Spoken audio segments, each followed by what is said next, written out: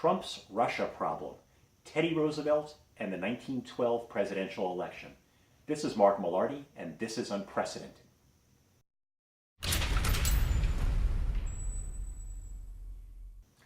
Teddy Roosevelt was an amazing historical figure. Everyone's well aware that he was a U.S. president, of course. Looking at Teddy Roosevelt, his history, really sickly boy. He was asthmatic. He was a skinny kid. He was very frail. His father was a hard driver. His father wanted to make a man out of young Teddy. So Teddy took to the outdoors. He became an outdoorsman. He became a botanist. He developed a love for nature, a love for animals, a love for the flora and the fauna, and he built his body up in concert with that. He was the first president who was a specimen from a physical fitness standpoint. So from very early on in life, Teddy was essentially building his body. He ultimately developed into a stocky, like pit bull of a man, really a strong individual. Now, looking at his history, Teddy came up through the ranks. He was from a wealthy family, the Roosevelts, of course. He was the cousin of Franklin Delano Roosevelt, who subsequently became president. They were cousins. Teddy, at a point in time, was the police commissioner of New York City. He was the governor of the state of New York, which his cousin FDR eventually was as well. They actually follow very similar paths. Like FDR, he also was Assistant Secretary of the Navy. He had a love for the Navy. He had a love in general for the military. He had a very imperialist style about him. He viewed America as exceptional, and Teddy was of the mindset that the U.S. should spread its wings globally. Now, where Teddy truly became famous was the Spanish-American War of 1897-1898. Teddy famously led the charge up San Juan Hill, the Rough Riders, as they're commonly called. He led a troop that charged an embankment in Cuba during the Spanish-American War, and he became famous for that. He became nationally famous. He was a war hero, and he really capitalized on that notoriety, that publicity that came from that. So he became a figure of national prominence. As a result, in the 1900, the turn of the century election, William McKinley was the Republican candidate for president. William McKinley needed to balance the ticket, if you will. So he looked for a personality, an individual that was very different from himself. And what he found was Theodore Roosevelt, Teddy Roosevelt. William McKinley essentially brought Theodore Roosevelt into the ticket as a means of balancing the ticket. Teddy at that time was not looked upon real fondly by a lot of politicians. He had flipped parties a couple of times. He had changed party affiliations. He burned a lot of bridges, if you will. And the last thing a lot of people wanted was for Teddy Roosevelt to have an opportunity to be president. They didn't mind him being vice president. They didn't mind him being the choice to balance the ticket. The worst of all worlds for a lot of people at that time was the idea of Teddy actually becoming president, because he was very strong-willed, he was very bullish, he listened to no one, he made up his own mind, man's man, if you will. I mentioned before he had imperialistic ambitions. He was a warrior. He did not look down upon military and battles, military engagements. He actually liked the thrill of all that. So he made a lot of enemies. So what happens? William McKinley wins the election in 1900. 1901 rolls around. William McKinley's assassinated. The second president after Lincoln to be assassinated, sitting president. Teddy Roosevelt, vice president, becomes president. So all of a sudden, the worst fears of quite a few people come true. Teddy Roosevelt is now president. Teddy Roosevelt proves to be an amazing president. Many rankings of the top presidents of all time show him within the top 4 or 5. His face is carved onto Mount Rushmore, right, along with all the other luminaries, Lincoln, Jefferson, Washington, founding fathers, Emancipation Proclamation. Teddy Roosevelt's right up there on Mount Rushmore for a reason. He ended up being an amazing conservationist. He created the national park system. He was for workers' rights. He was a trust buster. He was against big corporations. He was for the working man. Child labor laws were enacted. A lot of civil legislation was enacted that has stood the test of time ever since. So he proved to be a very revolutionary president in a lot of respects, and he extended the American empire as well, because as I mentioned, he was a genuine imperialist. Now, Teddy Roosevelt became president with McKinley's assassination. He was reelected then in 1904, which meant he was president up until 1908. So the 1908 election rolls around. At that point in time, there was no provision that said a president couldn't run beyond 2 terms.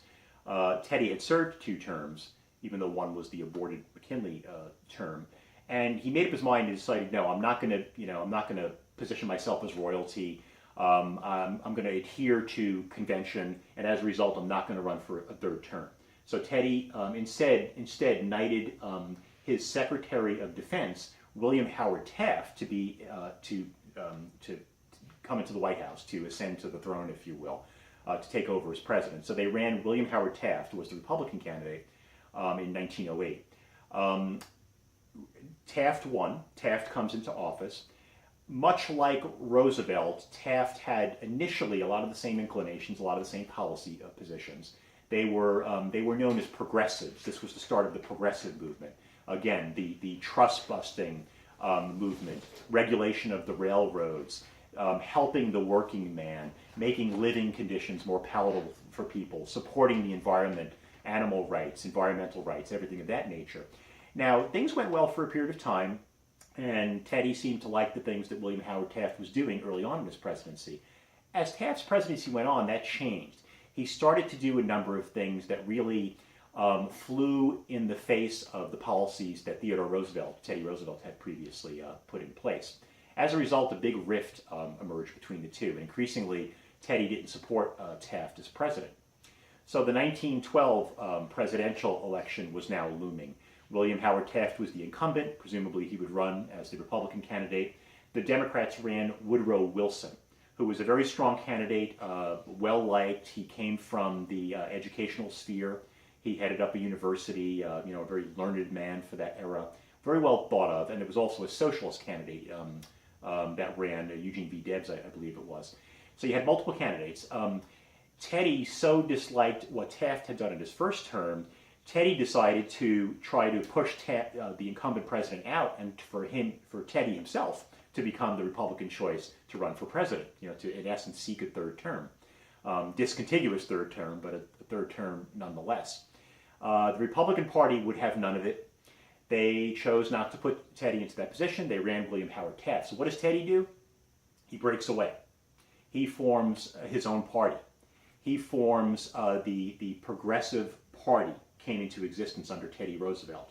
It became nicknamed the Bull Moose Party because Teddy was looked upon as being that moose of a man, as tough as a bull moose. You're never going to kill a bull moose. They called it the Bull Moose Party, the Progressive Party. That's what Teddy ran on. He ran on the progressive ticket. What happened was it ended up essentially dividing the vote. So you had William Howard Taft running as the Republican incumbent. You had Woodrow Wilson as a Democrat. You had Teddy step in as a 3rd party candidate as a progressive. In essence, the Republican vote, which would have summarily gone to the Republican candidate, William Howard Taft, and would have given him more than likely a commanding victory in the 1912 presidential election, the vote was split. Republicans split. Some of them voted for Teddy. The more progressive Republicans voted for Teddy. The more staunchly conservative Republicans voted for William Howard Taft. They split the vote. As a result, they lost. The Republicans lost. Woodrow Wilson, Democratic candidate, became the next president of the United States. So in essence, they split the vote. One of the first times in history that's happened, and it worked against, clearly worked against the Republican Party. Now, why does all this matter? We're going to flash forward here to the 2016 U.S. presidential election and exactly what happened there and the methods by which the Russians went about influencing the vote for U.S. president. Backing up a little bit, in a prior episode of this podcast, we had talked at length about Donald Trump, his connections to Russia, the sympathies that they have, the common business interests that they have, the financial dependence that he increasingly built up on Russia over the course of the better part of a decade, and the complementary interest that the Russians have in ensuring that Hillary Clinton didn't become president, and instead wanting Donald Trump, their handpicked, well-financed ally, if you will, to ascend to the U.S. presidency. So that was the backdrop. And as we've spoken of previously, there's a lot of history to show us, despite Trump's public protestations and despite his unwillingness to release his tax returns, that he's made all kinds of public claims that he has no financial entanglements with Russia, that he has no deals going on in Russia, that he's not reliant on Russia in any way, that he's not beholden to Russia in any way. Well, even some of the publicly available information historically would tell us much differently. And here's just a handful of examples. In October 2007, Larry King was still on the air at that point. Trump was interviewed on Larry King and said, quote unquote, "Look at Putin, what he's doing with Russia." And this is Trump talking to Larry King. He says, "I mean, you know, what's going on over there? I mean, this guy has done, whether you like him or you don't like him, he's done an amazing job. He's done a great job." Trump was quoted as saying that about Putin. In July 2008, a Russian oligarch named Dmitry Rybolovlev paid $95 million, almost $100 million, for a Trump property in Florida that Trump had bought for $41 million only 4 years earlier. This Russian oligarch paid a $50 million premium to Donald Trump during a depressed real estate market. Clearly an overt way of Russia putting $50 million into the pocket of Donald Trump and continuing to cultivate him as a Russian ally. Going forward a little bit further, in September 2008, Donald Trump Jr., the younger Donald, stated, quote unquote, "Russians make up a pretty disproportionate cross-section of a lot of our assets. We see a lot of money pouring in from Russia." Quoted on the record. In November 2013, Trump was paid $20 million by Russia to host his Miss Universe pageant in Moscow. And Trump stated, quote unquote, on the record, "I do have a relationship with Putin, and I could tell you that he's very interested in what we're doing here.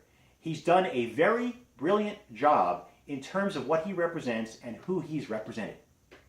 Upon his return from Moscow, Trump told Real Estate Weekly magazine, quote unquote, "The Russian market is attracted to me.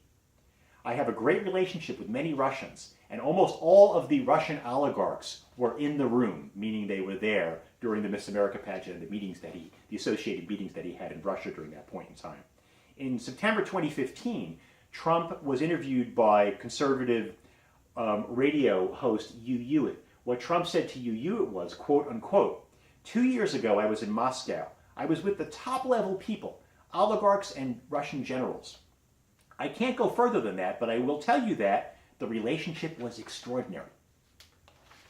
Now, you take all of those comments by Trump, by his son, others in the Trump orbit, you look at the history, as we've previously spoken of common interest, reasons for Trump and Russia and Putin to consort, if you will, to come together, and you look again at all the individuals within the sphere of Donald Trump, all of his campaign associates, the people he has surrounded himself now as part of the Trump administration, some of his closest advisors, and the very deep connections that they've been proven to have, and a number of them have been caught lying about these connections. Jeff Sessions himself, who became Attorney General, famously lied in his testimony saying that he had no meetings with Russians. It turned out that he did. It turned out that forced him to recuse himself from the subsequent FBI Russia investigation. Trump's son-in-law, Jared Kushner, lied in his written documents, perjured himself on these documents, saying that he had had no meetings with Russians. It turns out that he too had meetings with the Russian ambassador, Sergei Kislyak, as well as with a Russian bank who was under UN sanctions back in December. Michael Flynn, the national security advisor, who now more than likely will be criminally prosecuted, had colluded with Russia for years, had been in essence a lobbyist for them, Russia and Turkey for that matter. In both cases, he didn't report those associations with Russia or Turkey when he applied for his security clearance in the US government, nor did he mention any of that when he was chosen by Trump to be national security advisor. And the list goes on and on. Paul Manafort, Trump's original campaign manager, had been paid upwards of $13 million by Russia to help influence elections in Russia's favor in countries adjacent to Russia that used to be vassal states of the old Soviet Union. So Paul Manafort, how did all these people, do you think all these people coincidentally came into the orbit of Donald Trump? There was some magic and some, confluence, celestial gathering of probabilities that brought all these Russia-affiliated and aligned individuals together around Trump during the election and now in office. The likelihood of that is, again, zero. This is not coincidence. This was by design. There is a massive vested interest that the Russians had in Donald Trump's ascendancy to the presidency of the United States. And that brings us back to our original story of Teddy Roosevelt. As we've spoken of here, in the 1912 presidential election, we learned one thing, one bell went off loud and clear. It's that a strategy of splitting the vote, finding a way to split the vote, divert the vote, could be a winning strategy. Key to a successful political campaign throughout history is the ability to rally the electorate en masse around a particular candidate, right? To bring the electorate together around a candidate. That's the desire. Anything that prevents that from happening, any influence that creeps in that ends up in a splitting of the vote is a bad thing, is clearly a bad thing. We learned that in the presidential election of 1912. As I mentioned earlier, Teddy comes in, he runs as a progressive third-party candidate. He splits what otherwise would have been a heavy Republican vote in favor of William Howard Taft. He and Taft both get about 20-odd% of the electorate of the vote, the popular vote. Woodrow Wilson, the Democratic candidate, gets 40-odd%. If you had combined together the percentages that Teddy Roosevelt got and William Howard Taft got, it would have been about 50%. The Republicans would have won. So the vote was split in that instance, and they lost the election. Well, the Russians learned from that. The Russians learned from that. And now we're in the digital age. Now we're in the age of ready access to information. We're in the internet age. We're in an age of social media. We've got all these cyber tools now available to us that certainly were not available back in 1912. They were available in 2016. Russia, in early 2016, a prominent Russian scientist had made a statement at a conference in Moscow, a conference that essentially brought together big data intellectuals and tech intellectuals from around the world.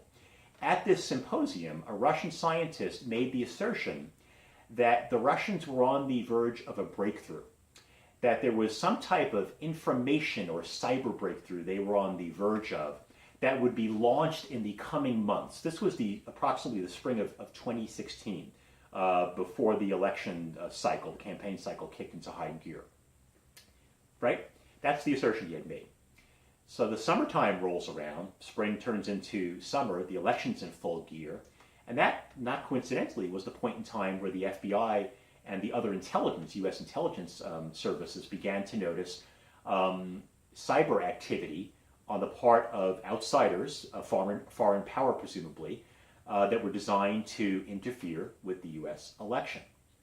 As it turns out, they were exactly right. That's exactly what was happening. I believe that 17 United States intelligence agencies have concurred in the analysis of the fact that the Russian government intelligence services, financed and completely underwritten and approved by senior Kremlin brass, Vladimir Putin, of course, being the lead decision maker in that regard, set about on a cyber campaign, a campaign of disinformation, a campaign of hacking, a campaign of counterintelligence, a campaign of fake news. Now, essentially, the path it followed was this. The Russians underwrote a large-scale hacking cyber operation throughout Russia, and it also extended to Romania, Bulgaria, a lot of the countries that, again, used to be part of the old USSR, part of the old communist empire. These are countries that, in fact, that are known for the presence of really talented, world-class hackers, folks who turn the internet on its ear, folks who work in the dark internet, the underbelly of the internet, folks who are their day is made by hacking into financial systems, hacking into governmental databases, hacking the unhackable, if you will. So in essence, what was put together was a very sophisticated campaign of bringing together Russian bots, Russian trolls, Russian hacking specialists, if you will, into a coordinated campaign to, number one, hack the Republican National Committee and the Democratic National Committee, RNC and DNC respectively, to hack their databases, hack their email systems, and utilize the resulting information that they hacked, the emails, the correspondence, the confidential threads of information, all the give and take that was happening between the candidates and between their organizations, their financial backers, all the dialogue between Hillary Clinton and her administration and her financiers, her campaign personnel. They hacked both of them. They hacked the DNC and the RNC. Notably, they didn't do anything with the RNC hacks. You never saw that stuff find the light of day. None of that was ever released.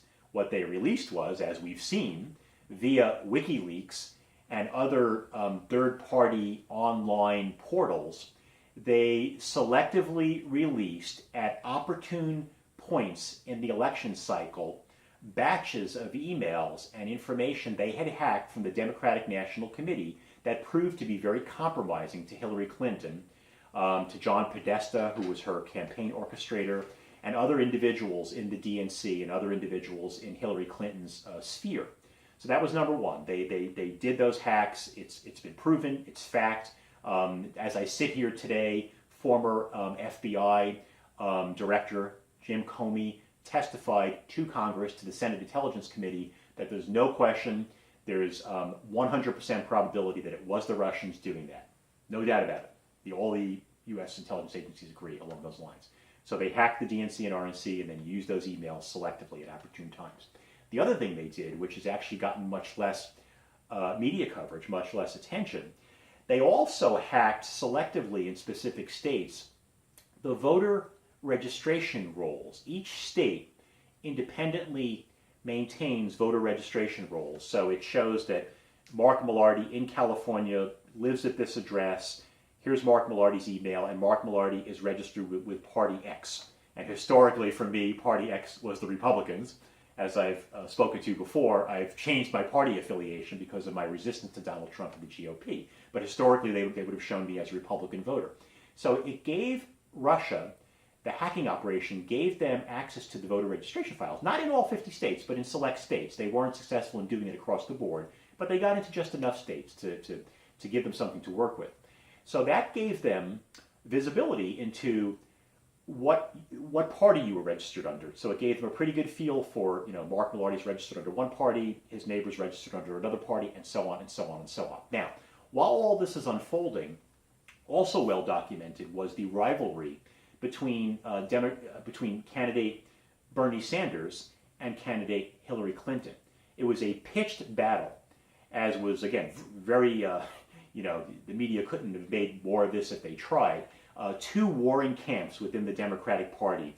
Bernie on the extreme left wing, if you will. You could probably call it progressive. Some would call it a socialist wing of the Democratic Party. Hillary, much more mainstream, much more on the right side, if you will, of the Democratic ideology. They became warring camps. And the followers of Bernie increasingly looked down upon Hillary. The followers of Hillary increasingly looked down upon Bernie.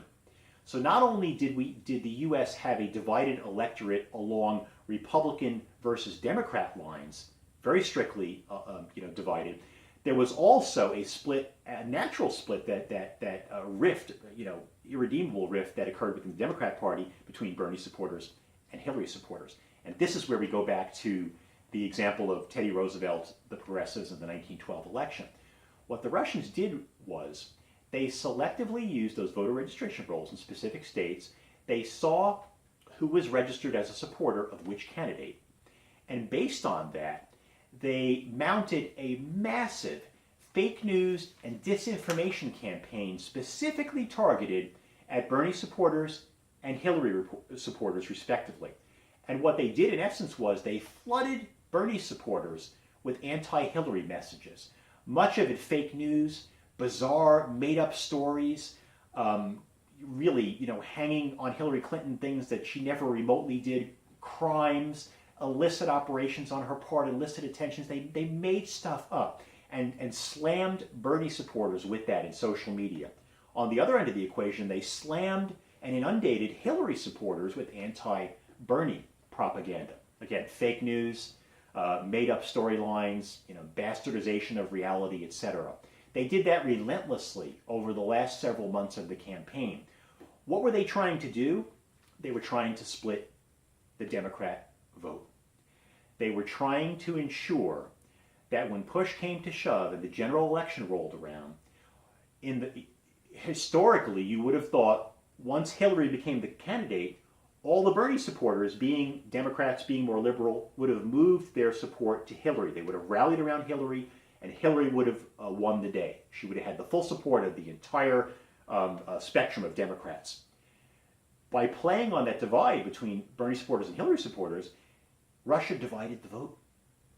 And they knew that it wouldn't take millions and millions of votes to swing the difference, to swing the election from Hillary to Trump. We were already so polarized. As it was going to be razor-thin, razor's edge difference between Republicans and Democrats. We knew that. We knew that going in. So it meant they wouldn't have to swing the vote by 10 points, not even by 5 points. Just a point or so would make all the difference in the world. So effectively, by further dividing the camps of Bernie and Hillary supporters, they ensured that when push came to shove and Hillary became the candidate and was put forth for president, the Bernie supporters wouldn't get behind her, or at least an appreciable number of the Bernie supporters wouldn't get behind her. They wouldn't vote for Trump either. They just wouldn't vote.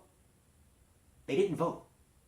The turnout, which was expected to be enormously high for Bernie supporters because they were such activists throughout the entire campaign cycle, they ended up voting in much lower numbers than was expected. They didn't vote because they wouldn't vote. They couldn't vote for Hillary, given all the disinformation they'd seen about her, given that she'd been labeled the pariah, the devil, if you will. So they didn't vote. And by not voting for Hillary, they voted for Trump. That made all the difference in a few select states, most notably Pennsylvania, Wisconsin, and Florida, which became three pivotal states in the equation that ultimately should have gone for Hillary, marginally swung to Trump, swung all those electoral votes his way, and swung the election and the presidency to Donald Trump. So bottom line, Russia found a way, using this cyber attack, using bots, using hackers, very sophisticated cyber infrastructure, the selective hacking of the DNC, the periodic opportune release of incriminating emails from Hillary Clinton and her entourage, coupled with playing on the divide and creating a disinformation and a fake news campaign targeted respectively at the Hillary and the Bernie folks. That's all it took. They didn't change votes in the voting machines. From everything we've seen, that didn't happen. Those were inaccessible, but they didn't need to, because what they ended up doing is they split the vote. Just like Teddy Roosevelt, they split the vote, and they kept enough Bernie supporters from voting for Hillary that in essence took those folks out of Hillary's orbit. Those votes essentially went to Trump just by proxy. That's what swung the election. By all estimations, that's what happened. So when we look at the historical scheme of things and we look at Teddy Roosevelt, wherever Teddy is right now, he's probably looking back and thinking, wow, 100 years removed, look what's happened. Look what I started in motion. I established a strategy that in the year 2016 was picked up upon by the enemy number one of the U.S. for all intents and purposes, Russia, and was utilized to effectively swing the election to a candidate that they desired to have in office. So here we are. Here we are.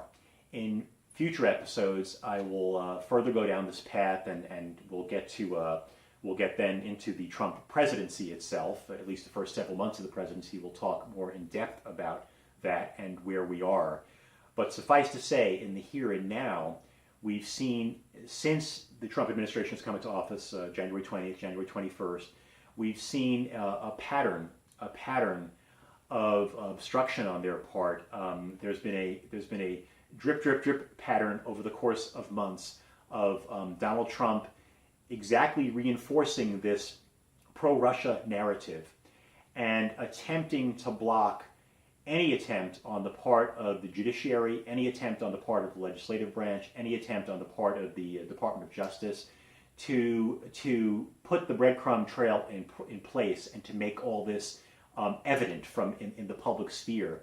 Well documented, Trump fired Sally Yates, the acting attorney general, who was on to his illicit activities. He subsequently fired James Comey, director of the FBI, who was spearheading the investigation into everything we've talked about here. He fired Preet Bharara. Preet was the U.S. attorney for the Southern District of New York, which includes Trump Tower. Preet Bharara was on to a lot of these illicit Trump activities. So Trump and his administration are seemingly doing everything in their power to remove these obstacles, these folks who potentially could document this breadcrumb trail, make evident in a graphic, under oath way in a court of law what happened, what transpired, what went down, and call it what it is from a prosecutorial standpoint. They're throwing up every conceivable roadblock to prevent that from happening. We will dig into this more. There's still a lot of story to be written here. We are far from through. We are likely at the beginning of the story. It took 26 months for the culmination of Watergate, Nixon essentially to be brought to heel, his near impeachment and his ultimate resignation from office. 26 months in the making. We're 4 months into this Trump administration. We likely have a long battle, a long ride ahead of us. We're going to stay there throughout this battle. This podcast, Unprecedented, will be documenting the abuses of this Trump administration, and we will do everything in our power to oppose, expose, and depose the Trump administration. Stay with us throughout this series.